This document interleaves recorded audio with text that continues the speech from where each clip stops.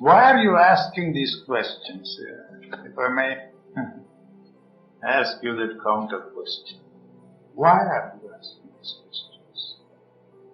Where do these questions come from, first of all? Where do they originate in you? I want to hammer this point, to make you see very clearly the absurdity of asking these questions. It is very essential to ask questions to learn the technical know-how, of certain things. So there you see somebody is there to help you. If something is wrong with the television, there is always somebody who can help you out with the technical know-how, how to set it right if something goes wrong. That is understood. I'm not talking about that at all. But the questions which you are asking are of a different kind. So where do you think these questions take their birth? How do they formulate themselves in you? They are all mechanical questions. See, what I am trying to emphasize all the time is that it is essential for you to understand how mechanical the whole thing is. There is nobody who is asking the questions there. There is no questioner who is asking the questions there. So there is an illusion that there is a questioner who is formulating these questions and throwing these questions at somebody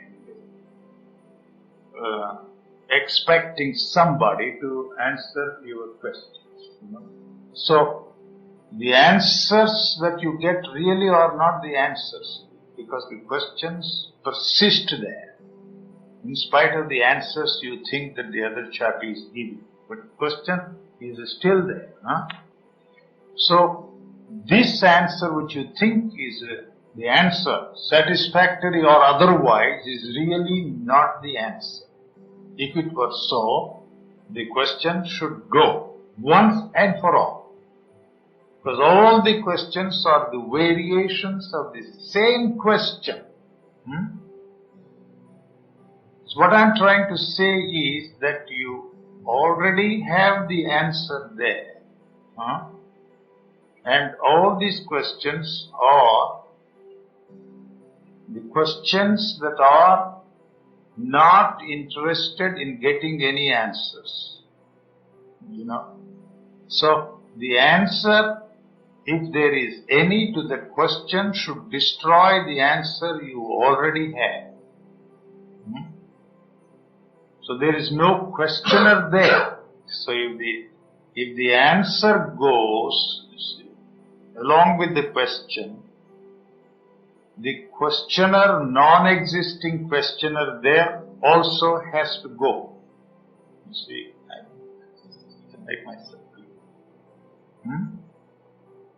So, do you have any question which you can call your own?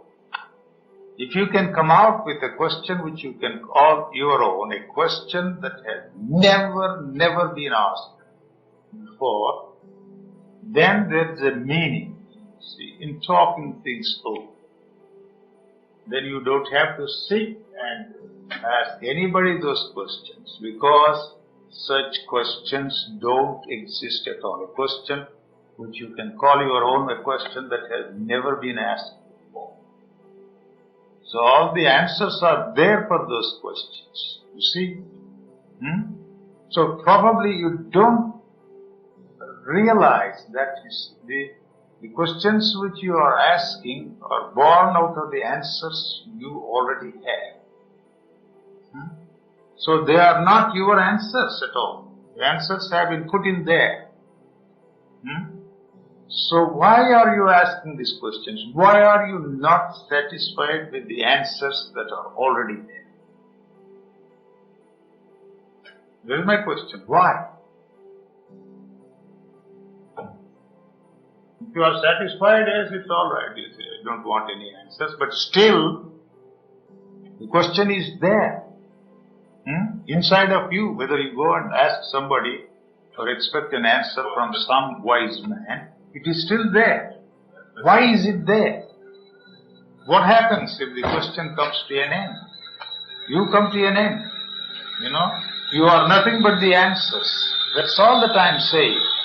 How can you understand, the illusion that there is no questioner who is asking the questions, but the answer that is there is in great jeopardy. That is why it does not want any answer. The answer is the end of that answer you have, which is not yours. So what the hell if it is gone? Anyway, the answers you have are already dead. See, the answers have been given by dead persons. Anybody who repeats those answers is a dead person. A living person cannot give any answer to those questions. But any answer that you get from anybody is a dead answer, and because the question is a dead question. That's the reason why I'm not giving any answer to you at all.